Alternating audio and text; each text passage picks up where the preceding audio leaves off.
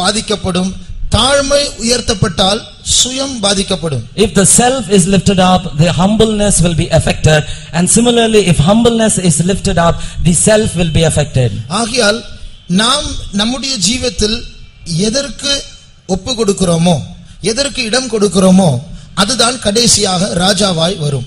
In our life, to what we submit, that will become a king finally. இந்த சுயம் ஆளுகை செய்து ராஜாவாய் நம்முடைய உள்ளத்தில் ஆளுகை செய்தால் கடைசியாக சவுல் மரித்தது போல கிரீடம் இல்லாதவர்களை போல் மரிக்க வேண்டி வரும்.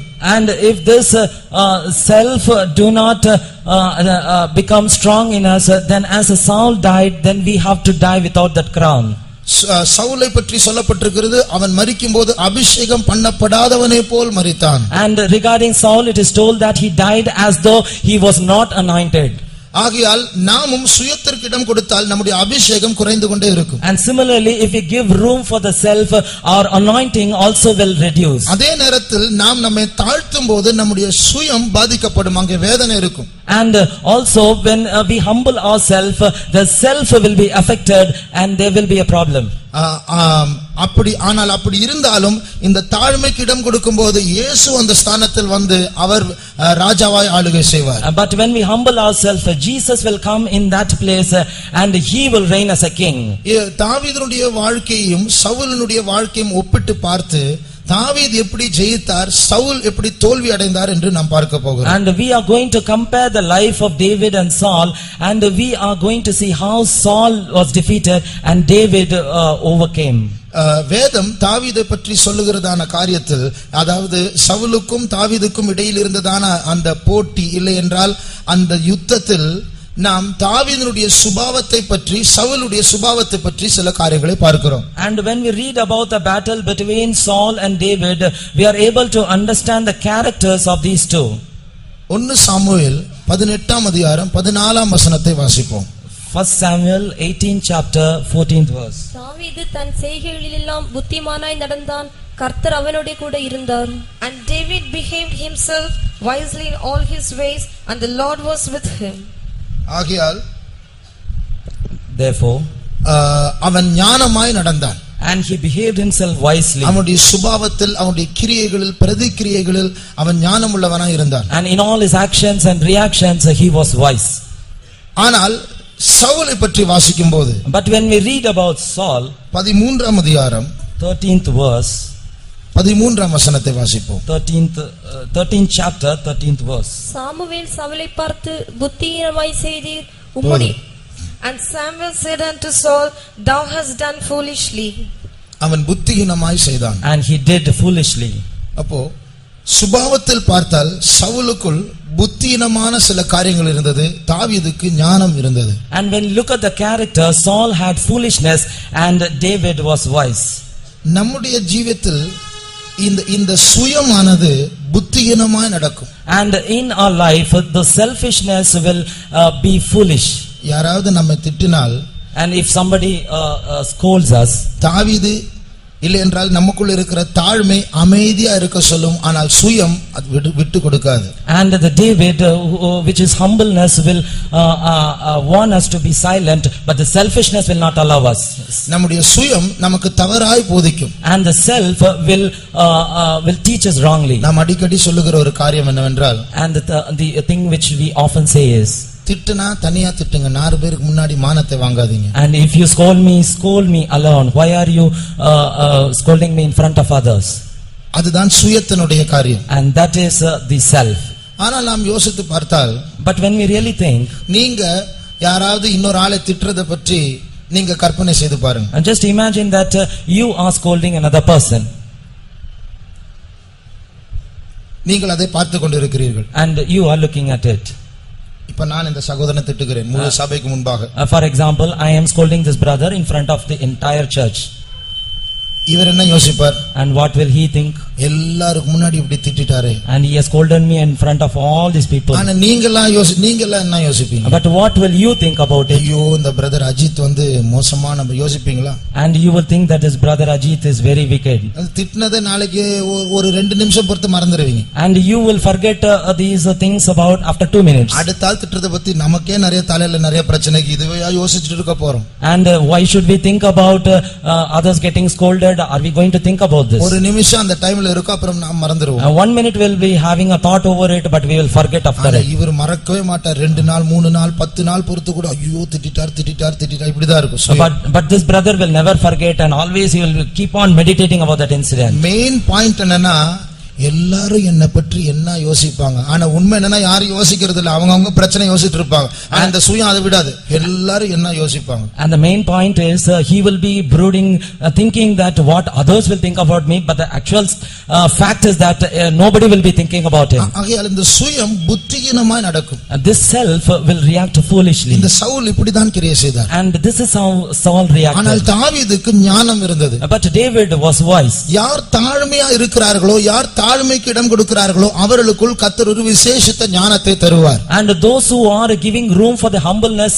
God will give them a special wisdom. 25ஆம் சங்கீதம் 9ஆம் வசனத்தை வாசித்தால், when we read Psalms 25 9th verse, சாந்த குணமுள்ளவர்களை நியாயத்திலே நடத்தி சாந்த குணமுள்ளவர்களுக்கு தமது வழியை போதிக்கிறார். The meek will he guide in judgment, and the meek will he teach his way. இந்த தாழ்மை உள்ளவர்களுக்கு கர்த்தர் ஒரு ஞானத்தை தருவார். அந்த ஞானத்து நிமித்தம் அவர்கள் தவற மாட்டார், நியாயமாக நேர்மையாய் நடந்து கொண்டிருப்பார்கள். And for the humble God will give a wisdom, and because of that wisdom they will not steer themselves away from the right path. இந்த தாவீது ஞானமாய் நடந்தபடியால் சவுலுக்கு ஒரு காரியம் தவறையும் சுட்டி காட்ட முடியவில்லை. And because David was wise, Saul was not able to pinpoint even a small fault in him. இப்படிதான் நாம் தாழ்த்தினால் அது ஒரு தவறு அல்ல, சுயம் அதற்கு விட்டு கொடுக்காது, ஆனால் தாழ்மைதான் ஞானமான காரியம்.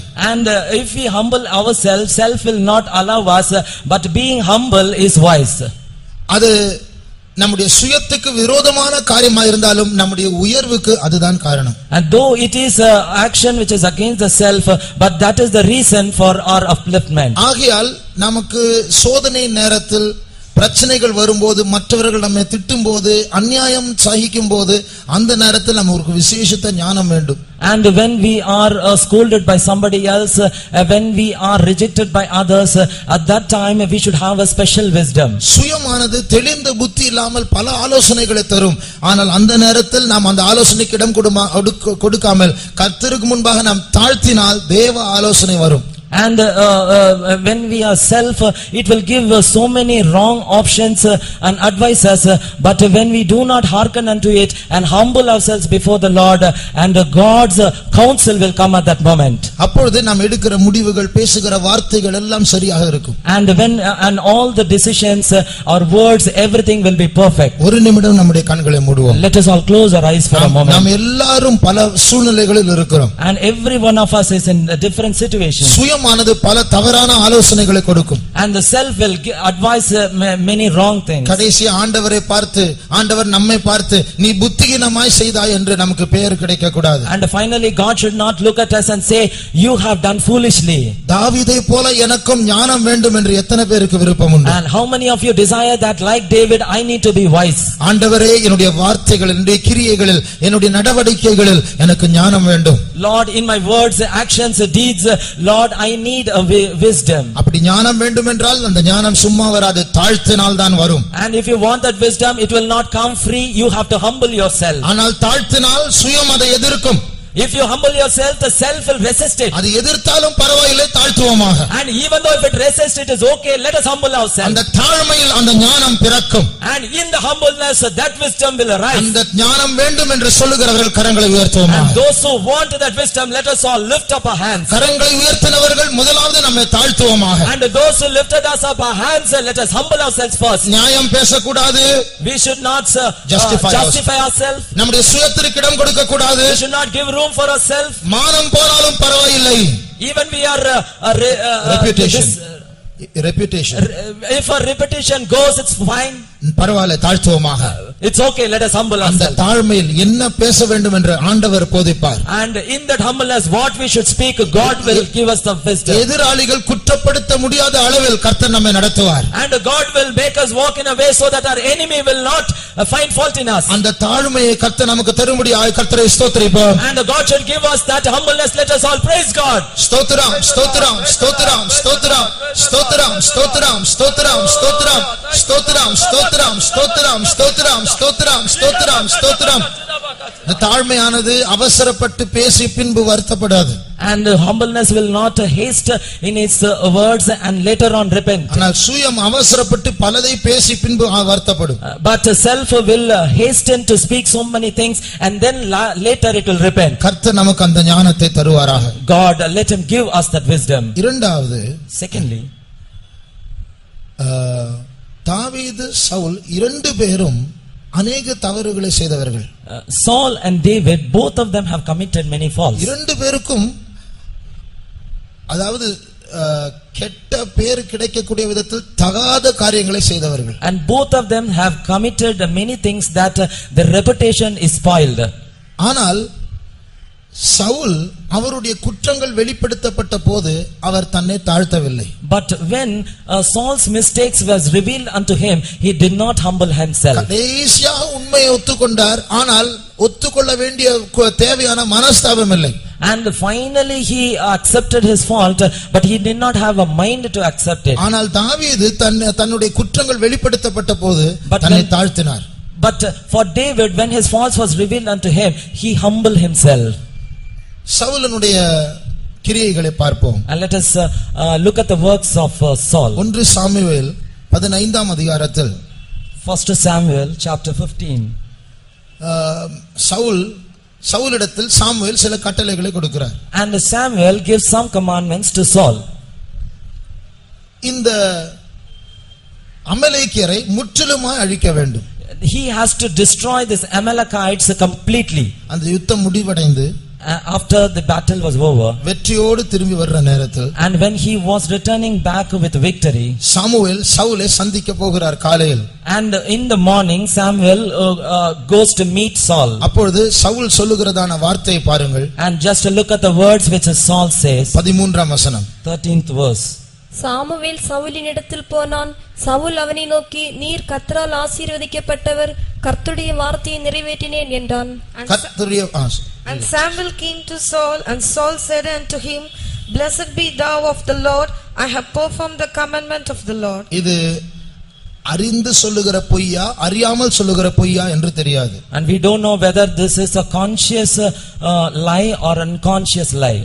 ஆனால் அவர் சொல்லுகிறது தவறு. நான் கர்த்தருடைய கட்டளையின்படி செய்தேன். But whatever he has said is wrong, that he said I have performed the commandment of the Lord. அப்பொழுது சாமுவேல் கேட்கிறார், then Samuel says, அப்படி என்றால் அந்த ஆடுகளின் மாடுகளின் சத்தம் என்ன?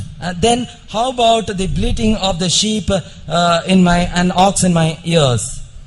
சாமுவேல் தெளிவாய் சொன்னார், நீ ஒன்றையும் உயிரோடு வைக்க கூடாது. Samuel clearly commanded him that you should not leave back anything. Saul என்ன சொல்லி இருக்க வேண்டும்? What should have Saul said? அந்த ஒரு காரியத்துல நான் தப்பு பண்ணிட்டேன், I have committed fault in this one. அப்படி என்று சொல்லாமல் அதற்கு ஒரு சாக்கு போக்க சொல்லுகிறார். Instead of that he says something else. அது பலி செலுத்துறதுக்காக நாங்க வச்சிருக்கிறோம். And that is I have kept for the sacrifice. நம்முடைய பாவத்தை அவருடைய பாவத்தை பரிசுத்தப்படுத்துகிறார். And he is sanctifying his sin. பாவத்தை பாவம் என்று சொல்லாமல் அதற்கு ஒரு ஆவிக்குரிய பெயிண்டை பூசி அதை நீதிகரிக்கிறார். And he is not saying sin as a sin, but he paints gives a spiritual painting and justifies it. அப்பொழுதும் சாமுவேல் விடவில்லை. And then also Samuel did not leave him. நீ உன் பார்வையில் சிறியவனாய் இருக்கும்போது தானே கர்த்தர் உன்னை ராஜாவாய் மாற்றினார். And God has made you great when you were little in your own eyes. Samuel சொல்லுங்க, நான் ஒரு காரியத்தை உனக்கு சொல்லட்டுமா? And Samuel says, shall I tell you one thing? அப்பொழுதுதான் இந்த காரியத்தை சொல்லுகிறார். Then only he says this. அப்பொழுதுதானே கர்த்தர் உன்னை ராஜாவாய் அபிஷேகம் பண்ணினார். And then only God has anointed you as a king. இப்பொழுது எல்லா அமலேக்கியரையும் சங்காரம் பண்ண வேண்டும் என்று கர்த்தர் சொன்னார் தானே? And did he not tell you that you should destroy all the people in Amalekites? இப்படி இருக்கும்போது கர்த்தருடைய சத்தத்தை கேட்காமல் நீ ஏன் கொள்ளையின் மேல் பறந்தாய்? And without hearkening unto the word of God, why you said a few things? Why did you fly on the spoil? And why did you fly upon the spoil? வாசியுங்கள் 17ஆம் வசனத்திலிருந்து. அப்பொழுது சாமுவேல், நீர் உம்முடைய பார்வைக்கு சிறியவராய் இருந்தபோது அல்லவோ இஸ்ரவேல் கோத்திரங்களுக்கு தலைவரானீர். கர்த்தர் உம்மை இஸ்ரவேலின் மேல் ராஜாவாக அபிஷேகம் பண்ணுவித்தாரே. இப்போதும் கர்த்தர், நீ போய் அமலேக்கியராகிய அந்த பாவிகளை சங்கரித்து அவர்களை நிர்மூலமாக்கி தீருமட்டும் அவர்களோடு யுத்தம் பண்ணு என்று சொல்லி உம்மை அந்த வழியாய் அனுப்பினார். இப்படி இருக்க நீர் கர்த்தருடைய சொல்லை கேளாமல் கொள்ளையின் மேல் பறந்து கர்த்தருடைய பார்வைக்கு பொல்லாப்பானதை செய்தது என்ன என்றார். இங்க சாமுவேல் மறுபடியும் சவுலிடத்தில் கேள்வியை கேட்கிறார். Here again Samuel asked another question. மறுபடியும் கேள்வி கேட்கும்போது சவுல் என்ன சொல்லிருக்க வேண்டும்? And when he again asked a question, what should have Saul said? இல்ல இதுல இச்சைதான் மன்னிச்சிரு என்று தான் சொல்லிருக்க வேண்டும். ஆனால் அவர் மறுபடியும் நீதிகரிக்கிறார். And he should have accepted that it is a lust, but again he tries to justify himself. 20ஆம் வசனம், 20th verse. சவுல் சாமுவேலை நோக்கி, நான் கர்த்தருடைய சொல்லை கேட்டு கர்த்தர் என்னை அனுப்பின வழியாய் போய் அமலேக்கின் ராஜாவாகிய ஆகாகை கொண்டு வந்து அமலேக்கியரை சங்காரம் பண்ணினேன். English. And Saul said unto Samuel, I have obeyed the voice of the Lord and have gone the way which the Lord sent me. அப்போ சாமுவேல் கேட்கும்போது திருப்பியும் நீதி பேசுகிறார். இல்ல நான் கர்த்தருடைய வார்த்தையின்படியே செய்தேன்.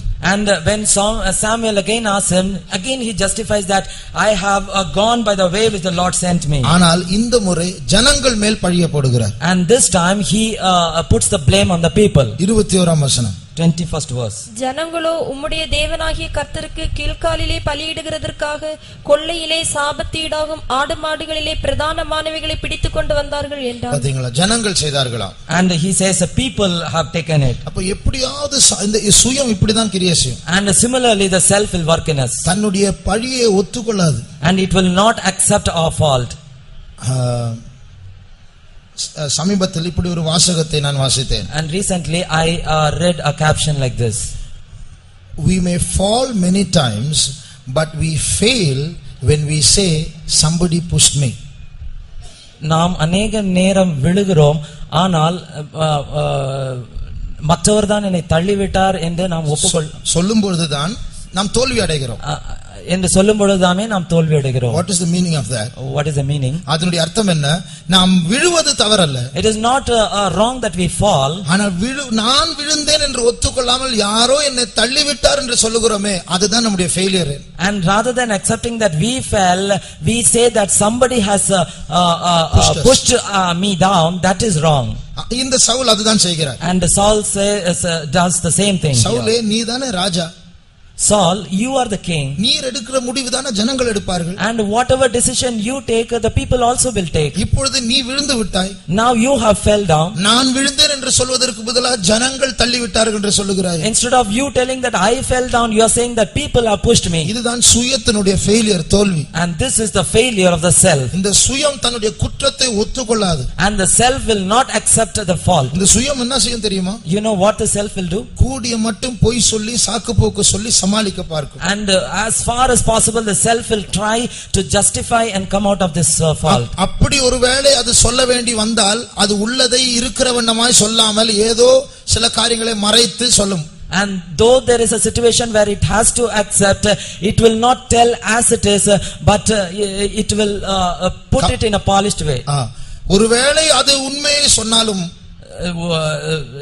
though it says the truth, முழு உண்மை அப்படியே சொன்னாலும், and though it says the total truth as it is, அந்த சுயம் நான் உண்மையே சொல்லிவிட்டேன் என்று அதில் மேன்மை பாராட்டு. And the self will boast that I have told the entire truth. இந்த சுயம் உண்மையாய் மன திரும்ப விடாது. And the self will not allow a true repentance. அப்ப சாமுவேல் சவுலை மறுபடியுமாக கேட்கிறார். And Samuel again and again questions Saul. ஆண்டவர் கூட நம்முடைய ஜீவிதத்தில் நமக்குள் அவர் மனம் திரும்புதலை இல்லை என்றால் உண்மையான அறிக்கையை செய்யும்படியாக சில காரியங்களை அவர் நம்மிடத்தில் எதிர்பார்ப்பார். And God also will expect that we may need to repent truly in certain things. ஆண்டவர் ஆதாமை ஏதேன் தோட்டத்தில் புசிக்க கூடாத கனியை புசித்த பிறகு சந்திக்க போகும்போது, and when God met Adam after he has ate the fruit which was forbidden, ஆண்டவர் பேசுகிற வார்த்தையில் ஆதாம் இடத்தில் ஆண்டவர் உண்மையை எதிர்பார்க்கிறார். and in the mouth of the Adam God expects a truth.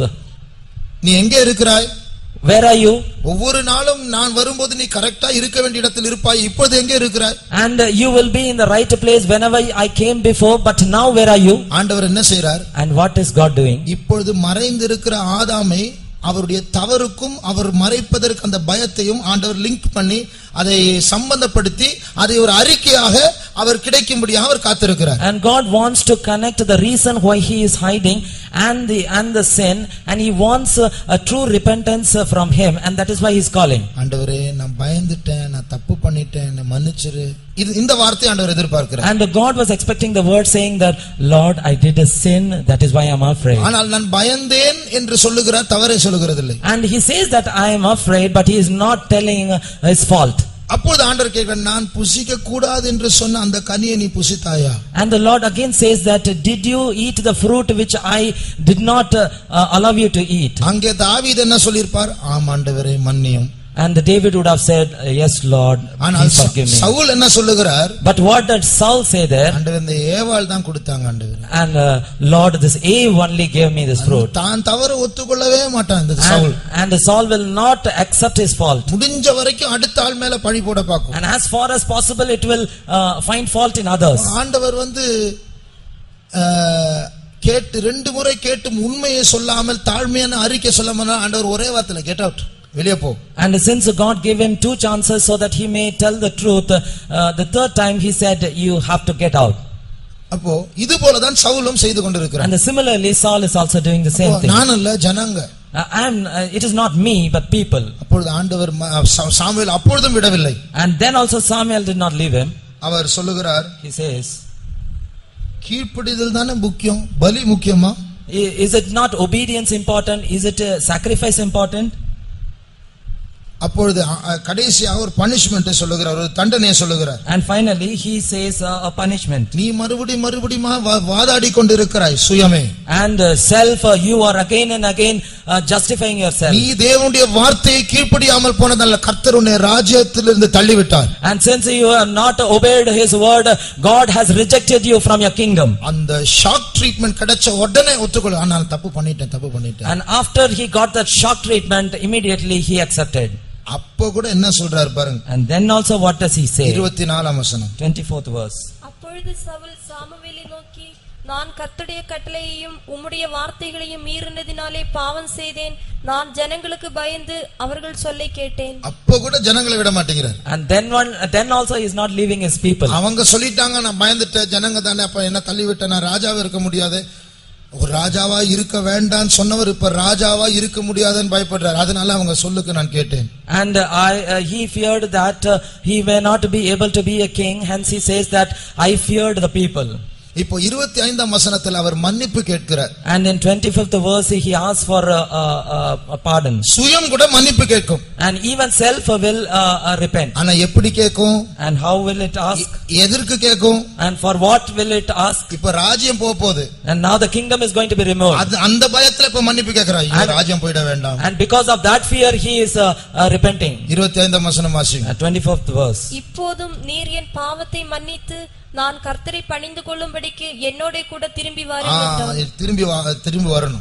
And he says turn again. சாமுவேலுடைய சப்போர்ட் போயிடுச்சுனா ராஜ்யமும் போய்டும், தயவு செய்து மன்னிச்சிருங்க. And if Samuel's support goes, then kingdom also will go, hence you please forgive me. திரும்பவும் Samuel சொல்லுகிறார், சுயத்திட்ட பேசுறார், கர்த்தர் உன்னை தள்ளி விட்டார்.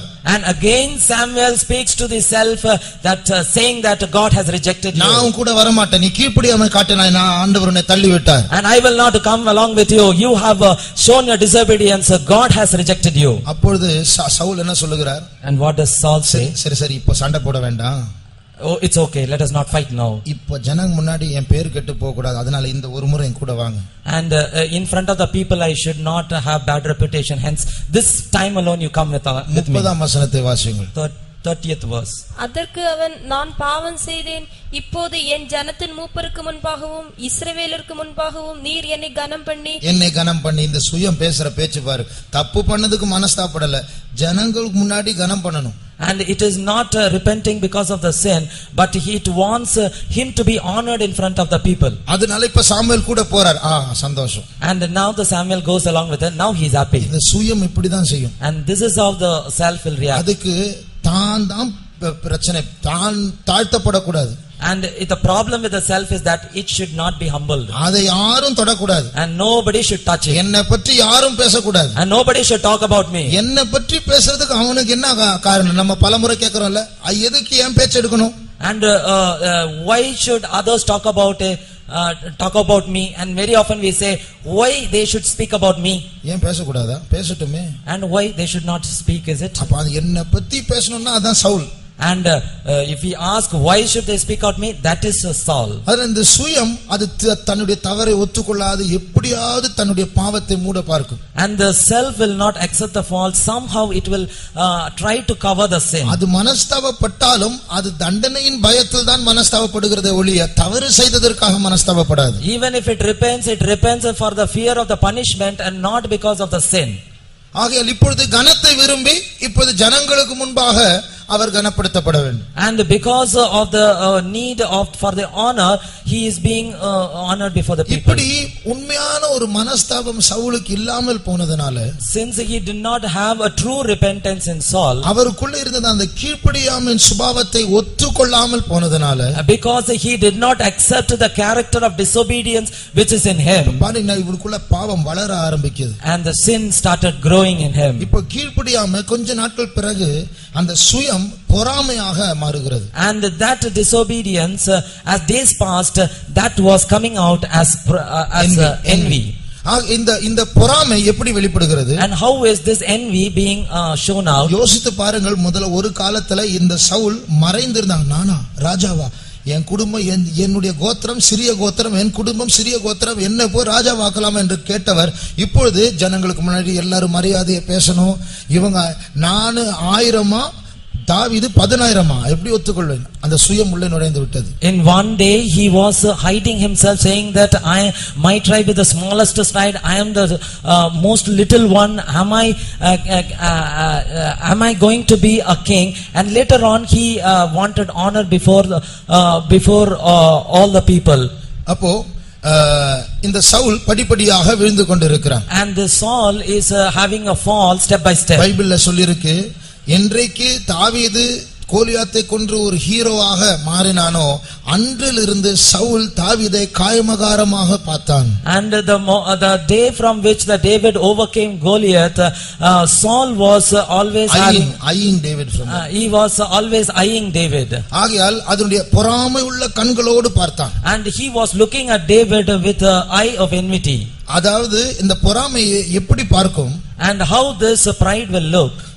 தாவீது எப்பொழுது விழுவான், எப்பொழுது தவறுவான், எப்பொழுது கிடைத்த பேர் கெட்டு போகும் என்று தேடிக்கொண்டே இருக்கும். And always his eyes will be searching for an opportunity when this David will fall down, when his reputation will come down. அப்போ நம்மிடத்துல நிறைய பேர் சிலர் அநியாயமாய் நம்ம நடத்துவார்கள். And some of them will lead us unjustly. அப்போ நமக்குள்ள இருக்கிற தாவீதுடைய சவுலுடைய போராட்டம் நமக்குள் பார்க்கலாம். And we can feel the battle between Saul and David within us. நம்மை பற்றி யாராவது தவறாய் மற்றவரிடத்தில் சொன்னால், if someone says something wrong about us to others, நம்முடைய பெயர் கெட்டு போகிற மாதிரி ஏதாவது சில காரியங்களை சொன்னால், and if they say something which will damage our reputation, அநியாயமாய் நம்மை நடத்தினால், and if they lead us unjustly, நமக்குள்ள தாவீது சவுல் போராடுவதை பார்க்கலாம். and we can see the battle between David and Saul in us. அப்போ சவுல் அந்த நம்மை பற்றி தவறாய் சொன்னதான அந்த ஆளுடைய விழுகைக்காக சவுல் காத்துக்கொண்டே இருப்பார். And Saul was continuously looking up on the falling of the other person, that person who accused us, the person who accused him. அவங்க ஏதாவது தவறுவாங்களா, ஏதாவது வேலை போய்டுமா, ஏதாவது சோதனையில சிக்கிடுவாங்களா, சிக்கும்போது ஆண்டவர் நியாயமா செய்தார். And whenever they will be continuously looking for the fall, and whenever they fall down, and when they are caught up in some trouble, then they will say God has done justice to him. ஆனால் பழைய ஏற்பாட்டில் அப்படி சொல்லலாம், புதிய ஏற்பாட்டில் நம்ம அப்படி சொல்லக்கூடாது. In Old Testament they said like that, but in New Testament we cannot say the same. ஆண்டவர் நீதியின்படி நம்முடைய எதிராளிகளை தண்டித்தாலும் அதில் நாம் சந்தோஷப்படக்கூடாது. And even if God punishes the enemy righteously, we should not be happy about it. இதுதான் சவுலனுடைய விழுந்த சுபாவம். And this is the fallen nature of Saul. இந்த பொறாமை வந்த உடனே And after he had this pride, அது கொஞ்ச நாட்கள் பிறகு அது எல்லாரையும் சந்தேகப்படுகிற ஒரு புத்தியாக மாறிவிட்டது. and after some days it became a doubting spirit in him. நிறைய பேர் மற்றவர்களை சந்தேகப்படுவதற்கு காரணமே அவர்களுக்குள் இருக்கிற பாவம் தான். And many of them doubt others. It is only because of the sin which is in them. அவர் 1 சாமுவேல் 22ஆம் அதிகாரத்தில் 1 Samuel 22nd chapter. அவர் 8ஆம் வசனம் வாசிங்க. 8th verse. நீங்கள் எல்லாரும் எனக்கு விரோதமாக கட்டுப்பாடு பண்ணிக்கொண்டது என்ன? பாத்தீங்களா English? That all of you have conspired against me. நீங்க எல்லாரும் எனக்கு விரோதமா எழும்பிட்டீங்க. And you have all conspired against me. வேற வேலை இல்லையா உங்களுக்கு? And don't you have other work? அப்போ எங்கே இந்த சுயம் எழும்புகிறதோ அது தன்னை தொட்டாலே அது பலவிதமான பாவங்களை வெளிப்படுத்தும். And when the self is in there, when somebody touches, it reveals so many other sins which is hidden in us. அப்போ கீழ்ப்படியாமை பொறாமையாக மாறுகிறது, பொறாமை அதுக்கு அப்புறம் சந்தேகப்படுகிற புத்தியாக மாறுகிறது. The disobedience turns into pride, then pride turns into a character of doubting others. அதற்கு பிறகு பயமாய் மாறுகிறது. And then it turns into a fear. 1 Samuel 18:22 வசனம், 18ஆம் அதிகாரம் 12ஆம் வசனம். 1 Samuel 18 chapter verse 12. கர்த்தர் தாவீதோடே கூட இருக்கிறார் என்றும் தன்னை விட்டு விலகி போனார் என்றும் சவுல் கண்டு தாவீதுக்கு பயந்து, and Saul was afraid of David because the Lord was with him and was departed from Saul. அப்போ இப்படிப்பட்டதான சுபாவங்கள் பெருக ஆரம்பிக்கிறது. And such characters will start building. இது ஒன்றுக்கு பின் ஒன்று வரக்கூடிய காரியங்கள் அல்ல, இது கிளையாக ஒரு மரத்தை போல் மாறுகிறது. It is not that which comes one after the other, but like branches of the tree it will branch out. அப்போ இடையில் தீய சக்திகள் கூட அவரை தாக்க ஆரம்பித்தது. And in between even the evil powers started attacking him. இந்த பொறாமை வந்ததிலிருந்து சவுல எல்லாரும் அவ்வளவு மதிக்கல, தாவீது தான் நிறைய மதிக்கிறாங்கன்னு தெரிஞ்சு கொஞ்ச நாட்களுக்குள்ள ஒரு டிப்ரெஷன், மன அழுத்தம் அவருக்கு வருகிறது. And after he understood that nobody is respecting him and David is getting all the respect, and he is pushed to a depression state. யார்கிட்டயும் பேச மாட்டார். And he do not speak to others. எல்லாருக்கும் தெரியுற மாதிரி mood அவுட்டா இருப்பார். And he will be in a mood out state in front of others. இதனால வேலைக்காரர் சொன்னாங்க, நான் உங்களை ஒரு சுரமண்டலக்காரனை கொண்டு வருவோம். And the servants say that let me bring a harpist. அப்போ யாருக்கு விரோதமா பொறாமையா இருந்தாலும் இப்ப அவர்தான் சுரமண்டலம் வாசிக்க வர்றார். And to whom against Saul was the same is coming as a harpist now. அப்போ இவருடைய ஆவி அடிக்கடி தாக்கப்படுகிறது. And his spirit is being attacked very often. இது போல நம்முடைய சுயத்திற்கு இடம் கொடுக்க நாம் கீழ்ப்படியாமை காட்டும்போது இது சந்தேகமாக, பயமாக பல தீய சக்திகள் நம்மை ஆளுகை செய்ய ஆரம்பிக்கும். And when we give room to the disobedience, it becomes a pride and it becomes a fear and it branches out into different characters. கடைசியா சில தீய சக்திகள் நம்மை தாக்க ஆரம்பிக்கும். And finally evil powers will start attacking us. கடைசியாக அது கொலைபாதகம், ஒரு வெறியாக மாறிவிட்டது. And finally it has turned into a murderous spirit. தாவீதை ஈட்டியால் குத்தக்கூடிய அளவில் அது ஒரு பொறாமையாய் மாறிவிட்டது. And it was turned into killing David with a javelin. ஆகையால் சவுல் ஆரம்பத்தில் இருந்த பாவங்களை ஒத்துக்கொள்ளாமல் நியாயம் பேசி சாக்கு போக்குகளை சொல்லி மறைத்து கொண்டிருந்ததனால இப்படியே வளர்ந்து அவன் விழக்கூடிய ஒரு ஸ்தானத்துக்கு வந்து விட்டார். Since Saul did not accept this disobedience in him in the beginning, that was kept in him, it turned into various sins and it turned terrible in the end. ஆகையால் கடைசியாக மரிக்கும் போது பரிதாபமான ஒரு முடிவை சந்தித்தார். And finally when he died, it was a pathetic death. தாவீது புலம்பும்போது சொல்றார், சவுலே ஒரு ராஜா இப்படி மரிக்க கூடாது. And when David he laments, he said that a king should not have died like this. அபிஷேகம் பண்ணப்படாதவரை போல் மரித்தாயே. And you have died like a one who was not anointed. சுயத்திற்கு இடம் கொடுத்து சுயம் நியாயம் பேசி கடைசியாக அபிஷேகத்தை இழந்து ரட்சிக்கப்படாத மனுஷனை போல் மரிக்கிறார். And he gave room for the self, then he justified and he was dead as though he was not saved. மறுபகுதியில் தாவீதை பாருங்கள். And in another side look at David. அவருடைய தவறுகள் காட்டப்படும்போது, and when the fault was shown to him, நீதான் அந்த மனுஷன், you are that man.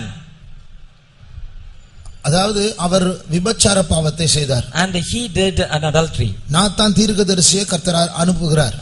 Lord sends the prophet Nathan to him. தாவீதே ஒரு தீர்க்கதரிசி தானே. Even David himself is a prophet. ஆனா இந்த தாவீது அந்த தீர்க்க தரிசனத்தை இழந்து இப்போது தவறில் சிக்கிவிட்டான். And David has lost his prophetic skill, and he is without it. இப்பொழுது இந்த தீர்க்கதரிசியை திருத்தும்படியா இன்னொரு தீர்க்கதரிசி ஆண்டவர் அனுப்புகிறார். And now God sends another prophet in order to change this prophet. ஒரு உவமை வைத்து சொல்லும்போது தாவீதுக்கு கோபம் வருகிறது. And with example, when it was told, David was angry. யார் அந்த மனுஷன்? Who is that man? நீதான் அந்த மனுஷன். You are that man. உடனே கோபம் வரவில்லை. And he did not get angry then. நான் ராஜா, நீ இப்படி பேசுறது நீ யார்? I am a king, how dare you speak to me this? உடனடியே தாழ்த்தினார். And immediately he humbled himself. நான் பாவிதான். I am a sinner. சவுலை போல சாக்கு போக்கு சொல்ல அவன் தான் காரணம் இவன் தான் காரணம் என்று சொல்லவில்லை. முழுமையா அந்த பொறுப்பை எடுத்துக்கொண்டான். And he did not justify and like Saul, he did not put the blame on others, and he took the responsibility of the sin. தன்னை தாழ்த்தினதுனால, and since he humbled himself, விபச்சாரம் மாத்திரமல்ல பலவிதமான மற்ற சில காரியங்களும் வந்தது. And not only adultery, he was entangled in other sins also. பலமுறை பொய் சொன்னார். And many times he committed lie. மனுஷிகமாக அவர் கோலியாத்தை கொல்லும்போது அவர் கேட்டார், அவர் தேவன் ஈட்டினால் பட்டயத்தினால் ரட்சிக்க மாட்டார் என்று நிரூபிக்கும்படியாதான் நான் வருகிறேன் என்று சொல்லி ஒரு கல்லை வைத்து கோலியாத்தை எதிர்க்க போகிறார். And while he was killing Goliath, he said, Lord is not the one who delivers me with a spear or a sword, but to prove that he will deliver without me, without those, I am coming, and he killed him with a stone. சில நாட்கள் பிறகு, after few days, Saul துரத்தும்போது, and when Saul was chasing him, நேரா கூட ஆசரிப்பு கூடாரத்துக்கு போய் பட்டயம் ஏதாவது இருக்கான்னு கேக்குறார். and he goes to the tabernacle and he asks for a sword. கடைசியாக கோலியாத்துடைய பட்டயம் கையில எடுத்துட்டு சுத்துறார். And finally he took the sword of the Goliath and he roams around. இப்படி விழுந்து போன தாவீதும் விழுந்து போன சில நாட்கள் உண்டு. And there are days when David was also fallen. ஆனால் விபச்சாரம் செய்யும்போது, தன்னை தாழ்த்தும் போது, மனஸ்தாபத்தோடு ஆண்டவரிடத்தில் திரும்பும் போது 51ஆம் சங்கீதம் பிறந்தது. And when he did this adultery, and when he humbled himself and repented himself, that gave birth to Psalms 51. அவர் பின்மாற்றத்தில் போய் பொய்களை சொல்லி நடித்து வாழ்ந்து ஒரு மாம்சீகமான மனுஷனை போல யுத்தம் செய்து கொள்ளையை அடித்த போது அவன் மனஸ்தாபப்பட்டான். அப்போது 34ஆம் சங்கீதம் பிறந்தது. And when he was a backslidden state, and with like a earthly men, when we are striving and roaming here and there, and that gave birth, when he humbled himself, that gave birth to Psalms 34. ஆகையால் தாவீதும் தவறுகள் செய்தான், சவுலும் தவறுகள் செய்தால், ஆனால் சவுல் மனஸ்தாபப்படவில்லை, தாவீது மனஸ்தாபப்பட்டான், காக்கப்பட்டான்.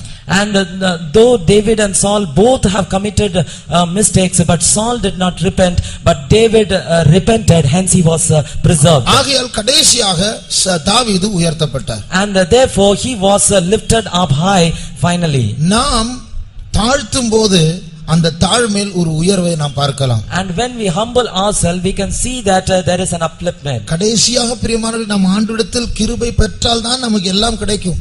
Beloved, finally only if we get the grace of the Lord, then only we can get everything. நாம் நியாயம் பேசி சாக்கு போக்கு சொல்லி பொய் சொல்லி நம்முடைய மானத்தை காப்பாற்றுவதற்கு எத்தனை காரியங்கள் சொன்னாலும் கடைசியாக ஆண்டவரிடத்திலிருந்து வருகிற உயர்வு நமக்கு கிடைக்காது.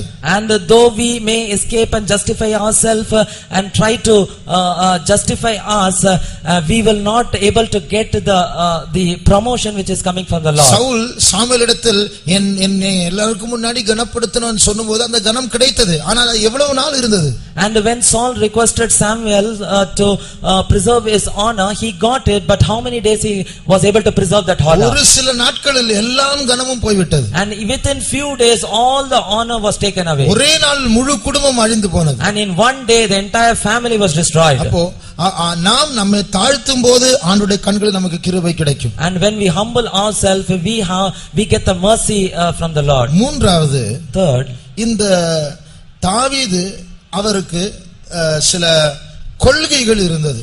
And this David had certain principles. அந்த கொள்கைகளில் அவர் உண்மை உள்ளவராய் இருந்தார். And he was strong in those principles. சவுலுக்கும் சில கொள்கைகள் இருந்தது. Even Saul was having certain principles. இப்படிதான் இருக்கணும், இதுதான் சரி, இதுதான் தவறு, அதான் கொள்கை என்று சொல்வது. And this is right and this is wrong, and that is what we say that it is principle. ஆனால் சவுல் அவருடைய கொள்கைகளின்படி சூழ்நிலை மாறினபோது கொள்கையும் மாறிவிட்டது. And for Saul, when a situation changed, his principles also changed. ஒரு காலத்தில் சவுலுடைய ஜீவிதத்தில் எழுப்புதல் இருக்கும்போது அஞ்சனம் பார்க்கிறதான ஸ்திரீகள் எல்லாரையும் அவர் அகற்றினார்.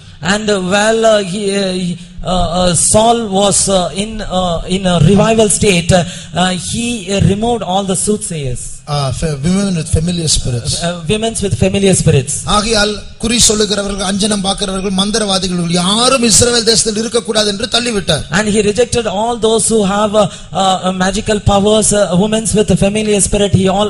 He removed everyone from that country. இப்பொழுது ஆண்டவர் பேசவில்லை. And now God is not speaking.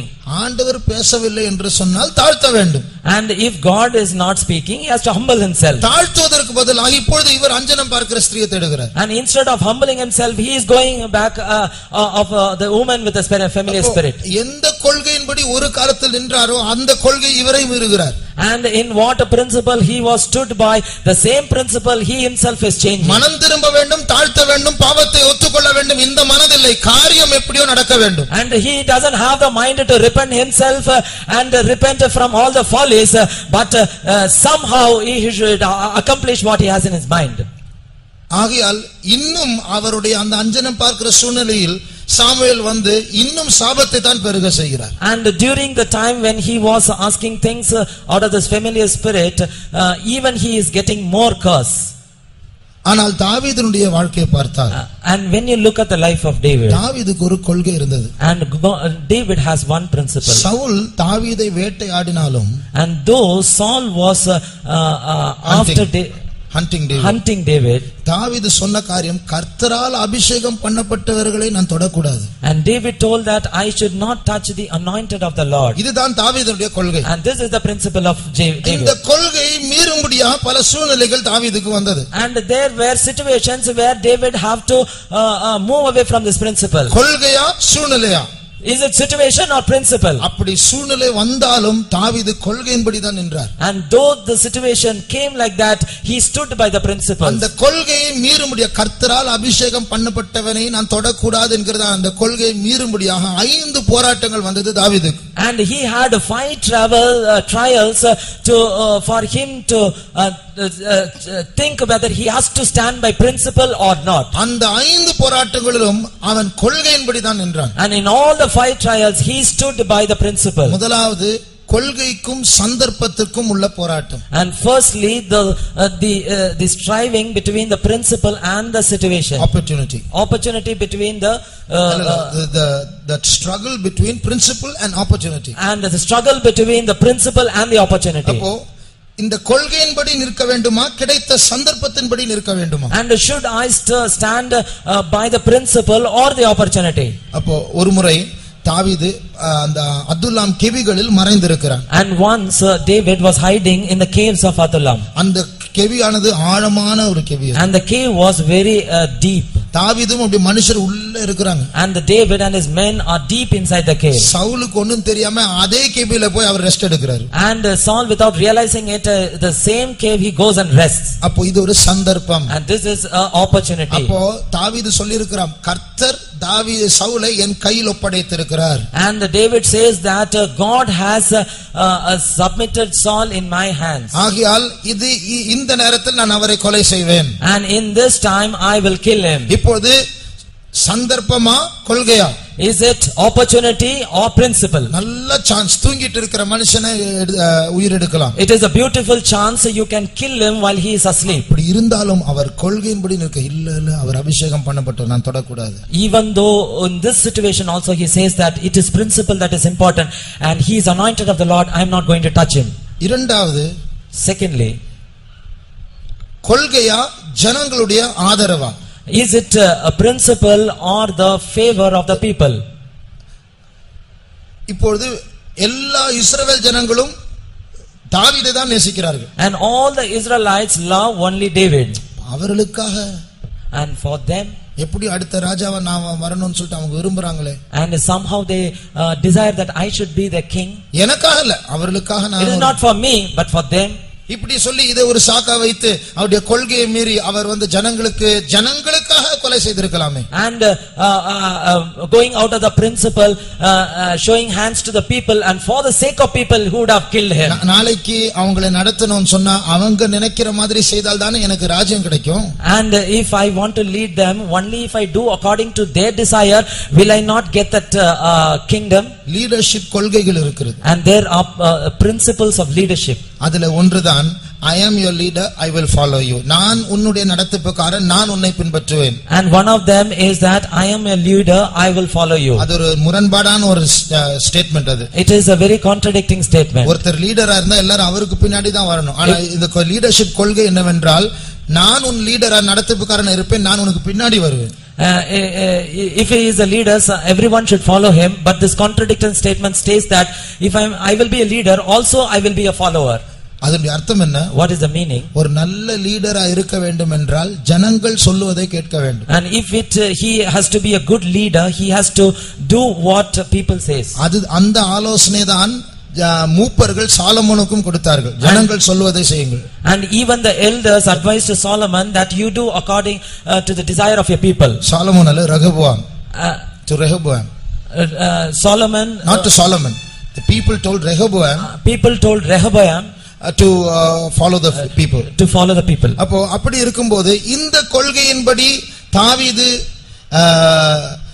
சென்று அந்த ராஜாவை அழித்து ஜனங்களின் நிமித்தம் இதை செய்தேன் என்று சொல்லி இருக்கலாம். And following this leadership principle, he would have gone by the desire of the people and he would have killed Saul. அப்படி இருந்தும் ஜனங்களுடைய ஆதரவு இல்லாமல் போனாலும் பரவாயில்லை, கர்த்தருடைய அபிஷேகம் பண்ணப்பட்டவரை நான் தொட மாட்டேன். Though I may not have the favor of the people, but I will not touch the person who is anointed of the Lord. மூன்றாவது, thirdly, கொள்கைக்கும் துரோகத்திற்கும் போராட்டம். It is the struggle between the opportunity, principle and treachery. Principle and treachery. அதாவது தாவீதுடைய கொள்கை கர்த்தரால் அபிஷேகம் பண்ணப்பட்டவரை நான் தொட மாட்டேன். And the principle of David is that I will not touch the anointed of the God. ஆனால் தாவீது சவுலுக்கு ஒரு முறை ஒரு சந்தர்ப்பத்தை கொடுத்தார். And David gave one opportunity to Saul. தாவீதே, சவுலே, நான் உன்னை கொலை செய்திருக்கலாம், ஆனால் கர்த்தர் என்னை உன்னை தொட விடவில்லை. And Saul, I would have killed you, but Lord did not allow me to kill you. உடனே சவுலுக்கு ரொம்ப மனஸ்தாபம், ரொம்ப அன்பு, நீ நீதிமான் தான்ப்பா என்றெல்லாம் சொல்லுகிறார். And immediately he repented and he started loving him and says that you are a righteous man. ஆனால் மறுபடியுமாக நான் இனி உன்னை பின்பற்ற மாட்டேன், உன்னை விட்டுவிடுவேன் என்று சொன்ன பிறகு மறுபடியும் வேட்டையாடுகிறார். And after saying that I will not follow you, still he started following him. இதுதான் துரோகம். And this is treachery. இப்பொழுது தாவீது நியாயமா சொல்லலாம், நான் ஒரு முறை சந்தர்ப்பத்தை கொடுத்தேன், ஆனால் இவர் துரோகி, இனிமேல் நான் பார்க்க மாட்டேன், கொலை செய்வேன். And now that David may say that I gave you one opportunity and you again followed me, it is a treachery, hence I will kill you. Saul துரோகம் செய்ததனாலே இதை ஒரு சாக்காய் வைத்து தாவீது சவுலை கொன்றிருக்கலாம்.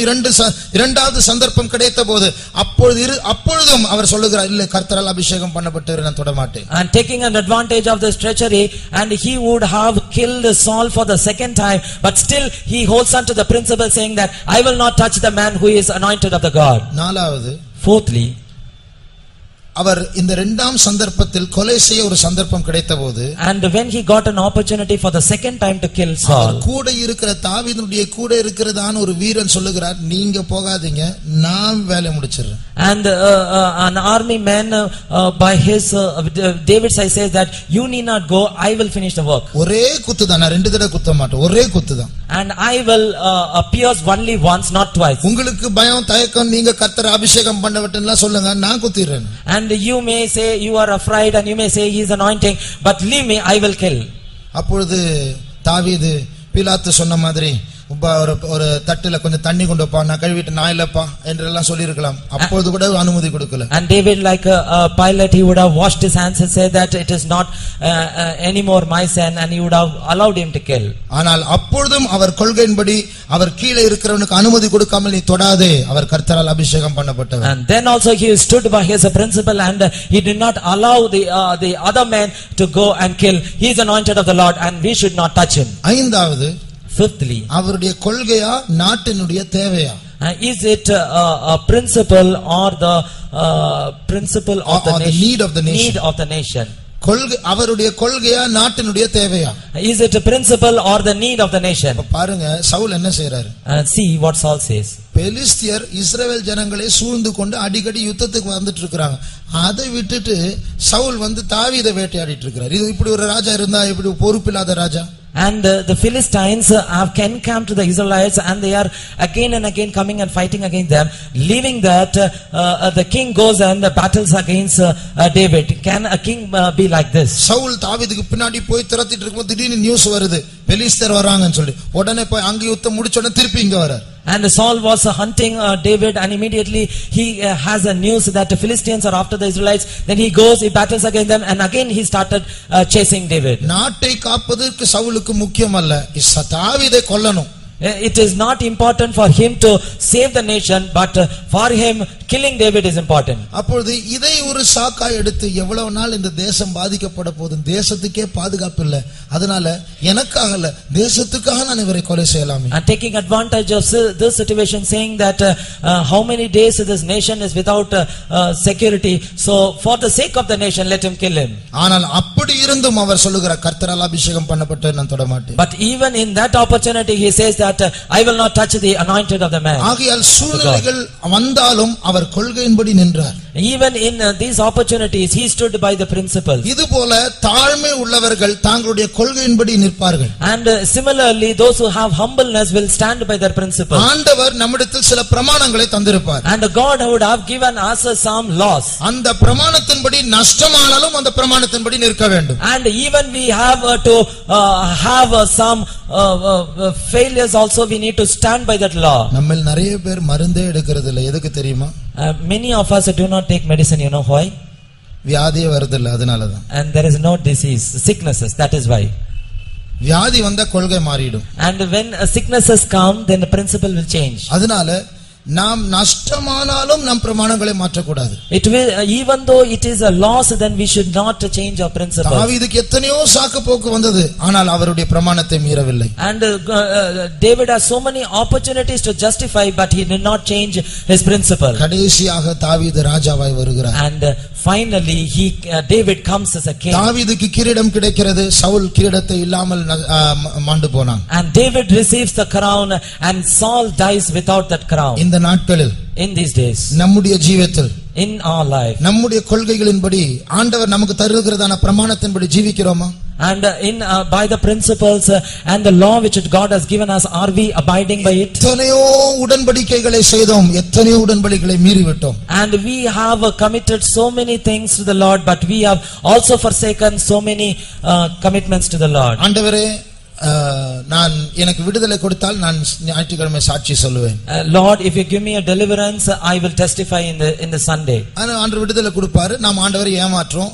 இந்த வாரம் வேண்டாம், அடுத்த வாரம், அடுத்த வாரம் வேண்டாம், அடுத்த வாரம், இப்படியே போயிட்டு இருக்கும். And God will deliver us, but we will say not this week, next week, and it goes on. ஆண்டவரே, இனிமே நான் தசம பாகத்துல கரெக்ட்டா இருப்பேன். Lord, from hereafter I will be faithful in my tithe. அந்த பிரச்சனை தீர்ந்த உடனே இந்த தசம பாகத்துல பிரச்சனை இந்த மாசம் இல்ல அடுத்த மாசம் ஆண்டவர். And after that problem is solved, there will be a problem in the tithe, not this month, Lord, next month. எத்தனையோ உடன்படிக்கைகளை ஆண்டவரோடு செய்து மீறி விட்டோம். And so many consecrations, covenants we have made, and we have violated that also. ஏனென்றால் சவுல் தான் ஆளுகை செய்து கொண்டிருக்கிறார். It is because Saul is reigning in us. சவுலுக்கு தேவ பயம் கிடையாது. And Saul did not have the fear of God. சவுலுக்கு தான் உயர வேண்டும், அதுதான் அவனுடைய எண்ணம். For Saul, he has to be lifted up, that is only his trouble. நான் ராஜாவா இருக்க வேண்டும், எனக்கு ஒரு ராஜ்யம் வேண்டும். And I should be a king, and I should have a kingdom. நான் சொல்லுகிறதை தான் எல்லாரும் செய்ய வேண்டும். And whatever I say, people should obey. நம்முடைய கண்களை மூடுவோம். Let us all close our eyes. நமக்குள் யார் ஆளுகை செய்கிறார்? Who is reigning in us? Chawla, தாவீதா? Is it Saul or David? கடைசியாக யார் ராஜ்யத்துக்கு வர போகிறது? And who is going to come to the kingdom finally? பைபிளில் தாவீது ஜெயித்து விட்டார். In Bible David has overcome. நம்முடைய வாழ்க்கையில் ராஜாவாய் வர போகிறது யார்? And in our life who is going to come as a king? சுயத்திற்கு இடம் கொடுத்து நாம் ஆண்டு போகிறோமா இல்லை என்றால் நாம் தாழ்த்தி ஆண்டவருக்கு இடம் கொடுக்க போகிறோமா? And are we going to give room to the self and are going to die, and are we going to give room to the humbleness and allow God in us? இங்கே இருக்கிற ஒவ்வொருடைய இருதயத்தில் ஒரு சிங்காசனம் இருக்கிறது. And in every heart of every man here has a throne. அந்த சிங்காசனத்தில் இயேசு உட்கார்ந்து கொண்டிருக்கிறதா இல்லை என்றால் சுயம் உட்கார்ந்து கொண்டிருக்கிறதா? In the throne is Jesus sitting there or yourself sitting there? இயேசு வரட்டும், என் கூடவே இருக்கட்டும், என் தேவைகளை சந்திக்கட்டும், ஆனா ராஜாவா இருக்க கூடாது. And let God Jesus come along with me, let him satisfy all my needs, but he should not be a king. Exam டைம்ல ஹெல்ப் பண்ணட்டும், வேலை கொடுக்கட்டும், கல்யாணத்துல உதவி செய்யட்டும், வியாதி வரும்போது சுகத்தை தரட்டும், உயர்வு வரும்போது வர நேரத்தில் உயர்வை தரட்டும், ஆனா என்ன சொல்லணும் என்ன செய்யணும்னு அவர் சொல்லி கொடுக்க கூடாது. And let him come for my examination, for my marriage, for my job and everything, let him come aside, but he should not command me what I should do. அது நான் தான் சொல்ல வேண்டும். That I only should do. இதுதான் சவுலினுடைய அறிக்கை.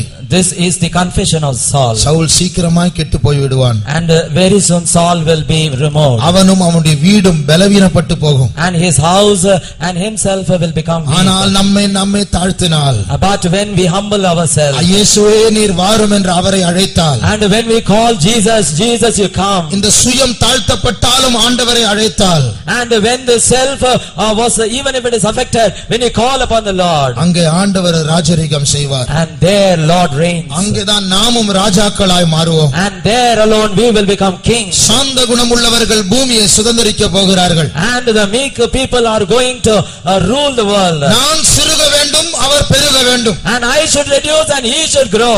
இந்த விருப்பம் எத்தனை பேருக்கு உண்டு? And how many of you desire this? நான் சிறுக வேண்டும் என்று சொன்னால் என்ன? And I should be reduced means what? என்னுடைய பேர் கெட்டு போனாலும் பரவாயில்லை. And even if my name is spoiled, is fine. என்னுடைய மானம் கெடுக்கப்பட்டாலும் பரவாயில்லை. And even my reputation goes off, it's fine. நான் எதிர்பார்க்கிற அந்த உயர்வு எனக்கு வராவிட்டாலும் பரவாயில்லை. And even if I don't get to the upliftment which I desire, it is okay. நான் தேடுகிற வேலை எனக்கு கிடைக்காவிட்டாலும் பரவாயில்லை. It is fine even if I don't get the job which I desire. யுத்தங்கள் நீண்ட கால யுத்தமாய் இருந்தாலும் பரவாயில்லை. Even if it is a long battle, it is fine. சீக்கிரமாய் பிரச்சனை முடிய வேண்டும் என்று எதிர்பார்த்தாலும் சீக்கிரமாய் பிரச்சனை முடியாவிட்டாலும் பரவாயில்லை. And even if I desire that the problem should come to an end quickly, but though it is not coming to an end, it is fine. ஆண்டவர் விபரீதமான சூழ்நிலைகள் என்னுடைய வாழ்க்கையில் அனுமதித்தாலும் பரவாயில்லை. Even though God allows me very different troubles, it is fine. நான் சிறுக வேண்டும், I should be reduced, அவர் பெருக வேண்டும். and he should be இந்த grow. வாஞ்சை உள்ளவர்கள் கரங்களை உயர்த்துவோம். And those who have this desire, let us lift up our hands. என்னுடைய வாழ்க்கையில் சவுல் ஆளுகை செய்யக்கூடாது. And in my life Saul should not reign. கைகளை தூக்குனவர்கள் அறிய வேண்டிய காரியம், என்னுடைய வாழ்க்கையில் இயேசு தான் தலையிட வேண்டும். And those who has lifted up their hands, you should realize one thing, only Jesus have to put his hand in my life. ஆண்டவரே, நான் என்னுடைய சிந்தையில் பல அபிப்பிராயங்களுடையவனாய் இருந்தாலும் நீர் அதில் தலையிட்டு உம்முடைய சித்தத்தை ஸ்தாபிப்பாயாக. And though I may have so many opinions in me, but you interfere in those things and you make your desire fulfill in my life. இப்படி சொல்லுகிறவர்கள் கரங்களை உயர்த்துங்கள். And those who say in this manner, lift up your hands. நம்முடைய ஜீவிதத்தில் தான் தாவீது ஆளுகை செய்ய போகிறார். And in our life only David is going to reign. நஷ்டமானாலும் பரவாயில்லை. Even though if it is a loss, it is okay. இந்த சுயத்திற்கு வேதனை வந்தாலும் பரவாயில்லை. Even if there is a pain in the self, it is fine. இயேசு தான் ஆளுகை செய்ய வேண்டும். Jesus alone have to reign. என்னுடைய கழுத்தை அவரிடத்தில் ஒப்படைக்கிறேன். And I submit my neck unto him. அவருடைய நுகத்தின் கீழ் வர நான் சமர்ப்பிக்கிறேன். And I submit myself to come under his burden. அந்த சுயம் சிறுகட்டும். And let the self be reduced. இயேசு பெருகுவாராக. And let Jesus grow. நீங்கள் அறிய வேண்டிய காரியம், You have to realize சீக்கிரத்தில் ஒரு 1000 வருட அருசாட்சி வருகிறது. and very quickly the millennium is going to come. கைகளை உயர்த்தினவர்கள் கைகளை இப்பொழுதல்ல எப்பொழுதும் உயர்த்தி கொண்டே இருப்பீர்கள் என்றால், நம்முடைய இருதயத்தில் இருக்கிற கைகளை சமர்ப்பித்துக் கொண்டே இருப்போம் என்றால், நாம் தான் இந்த பூமியில் ராஜாக்களாய் வரப்போகிறோம். And those who have lifted up the hands, if you continue to lift up your hands and if you submit the hands in the heart unto him, you are the one who is going to reign in that millennium. ஆனால் எனக்கு அந்த தாவீதுடைய ஞானம் இல்லை. But I don't have the wisdom of this David. அடிக்கடி புத்தி இல்லாத காரியத்தை சவுலை போல் நான் செய்கிறேன். And very often I commit foolish things as a Saul. அடிக்கடி சவுலை போல் நான் என்னை நீதிகரித்துக் கொண்டே இருக்கிறேன், பாவத்தை ஒத்துக்கொள்ளாமல் இருக்கிறேன். And very often I justify myself as a Saul and I am not able to accept my sin. நான் சவுலை போல என்னுடைய கொள்கைகளை மீறி சூழ்நிலைகள் மாறும்போது என்னுடைய உடன்படிக்கைகளை மீறி நீ ஜீவிக்கிறேன். And many a times like the Saul I violate my principles and live according to the situation. அப்படிதானே நாம் எல்லாரும்? Is it not like that? நாம் எல்லாரும் அப்படிதானே? All of us aren't we like that? நானும் அப்படிதான். Even I am like இப்பொழுது that. Saul தான் ஆளுகை செய்கிறான். And now only Saul is reigning. ஆனால் நம்முடைய வாஞ்சை என்ன? But what is our desire? ஆண்டவரே சவுல் சிறுக வேண்டும், And Saul should reduce. தாவீது தான் பெருக வேண்டும், Only David should எனக்குள் increase. இயேசுவுடைய வல்லமை பெருக வேண்டும், And the power of Jesus should எனக்கு increase. இயேசு ஞானம் வேண்டும். And I want the wisdom of Jesus. இயேசு ஞானமாய் நடந்தாரே. And Jesus did he not walk wisely? முழு உலகத்தை சகோதரர்களை குற்றப்படுத்துகிறதான பிசாசும் இயேசுவிடத்தில் ஒரு தவறையும் சுட்டி காட்ட முடியவில்லை. And even the Satan who accuses all the brethren of this world was not able to find a single fault in him. அந்த இயேசு என்னுடைய இருதயத்தில் ஆளுகை செய்வார் என்றால் எவ்வளவு நலமாய் இருக்கும். And if that same Jesus reigns in my heart, how good it will be. இப்பொழுது இயேசு என் ஜீவியத்தில் ஆளுகை செய்ய வேண்டும் என்று விருப்பம் உள்ளவர்கள் கர்த்தருடைய சமூகத்தில் காத்திருப்போம். கர்த்தர் ஒரு அபிஷேகத்தை நமக்கு தரப்போகிறார். அவர் ஏற்கனவே நம்மை நிரப்பி இருக்கிறார். ஆனால் அந்த சவுல் நம்மை விடாமல் இருக்கிறான். அவன் ஆளுகை செய்ய வேண்டும், அந்த சுயம் விடாது. ஆனால் அந்த சவுலை ஒதுக்கி வைப்போமாக. ஆண்டவர் நம்மை பலப்படுத்த விரும்புகிறார். உச்சந்தலையிலிருந்து உள்ளங்கால் வரைக்கும் தேவனுடைய சித்தம் மாத்திரம் தான் நிறைவேற வேண்டும். என்னுடைய மனதில் இருக்கிற என்னுடைய திட்டங்களும் அபிப்பிராயங்களும் அல்ல. ஒரு வாலிப பிள்ளை ஒன்று கேட்டால் ஒரு முறை, ஆண்டவர் என் இஷ்டமே செய்ய விட மாட்டாரா? அவர் என்ன சுயநலவாதியா? அவர் சொல்றதான் செஞ்சுட்டே இருக்கணுமா? இப்படி சொன்னால் சவுல் ஆளுகை செய்வான். அப்படி அல்ல, என் இஷ்டம் வேண்டாம், ஆண்டுடைய சித்தம் மாத்திரம் நடக்கட்டும் என்று சொல்வோமாக. இப்பொழுது வாய்களை திறந்து ஆண்டவரிடத்தில் சமர்ப்பிப்போமாக. ஆண்டவரே, இந்த சரீரம் உம்முடையது. ஆண்டவரே, என்னுடைய எதிர்காலம் உம்முடையது. ஆண்டவரே, என்னுடைய சிந்தைகள் உம்முடையது, எல்லாம் உம்முடையது. உம்முடைய சித்தம் மாத்திரம் நிறைவேறட்டும். அந்த சவுலை கொன்று போடுவோமாக. அவனுடைய தலையில் கிரீடம் வேண்டாம், தாவீது ஆளுகை செய்யட்டும். என் ஆண்டவர் என்னை ஆளுகை செய்வாராக. இந்த நேரத்தில் தாழ்த்தி ஒப்படைக்கிறவர்களுக்கு ஒரு அபிஷேகம் தேடி வந்து கொண்டிருக்கிறது. நம்முடைய ஆண்டவர் அப்படி சமர்ப்பிக்கப்பட்ட ஜீவ பலிகளை அவர் தேடிக் கொண்டிருக்கிறார். அந்த சுயம் நீங்கட்டும். ஆண்டவரிடத்தில் சமர்ப்பிக்கிறவர்கள் ஆண்டவர் பலப்படுத்தும்படியாக அவர் மத்தியில் வந்து கொண்டிருக்கிறார். ஆவியானவர் நம்மத்தில் அசைவாடி கொண்டிருக்கிறார். அந்த தாவீதின் மேல் கிரீடத்தை வைக்கும்படியாக அவர் நம்மத்தில் அசைவாடி கொண்டிருக்கிறார். பெற்றுக்கொள்வோமாக.